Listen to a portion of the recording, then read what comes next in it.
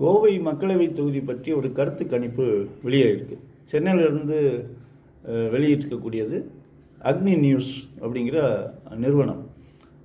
அந்த நிறுவனத்தை நடத்துகின்ற சுரேஷ்குமார் என்பவர் இதற்கு முன்பாக சி ஓட்டர் கருத்து கணிப்பு நிறுவனத்தில் இருந்திருக்காரு.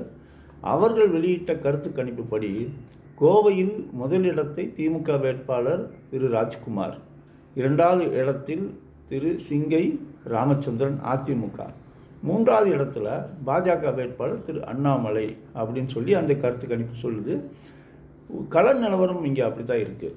பிரதமர் மோடியுடைய வருகை, அண்ணாமலையே இங்கே நிற்கிறாரு அப்படிங்கிறதெல்லாம் தாண்டி கள நிலவரம் என்ன அப்படின்னு சொன்னால், திமுக தான் முதலிடம், அதிமுக இரண்டாவது இடம், பாஜக மூன்றாவது இடம் அப்படிங்கிறது தான் இங்கே யதார்த்தமான நிலைமையாக இருக்குது. அதைத்தான் இந்த கருத்து கணிப்பு நமக்கு சுட்டி காட்டியிருக்கு.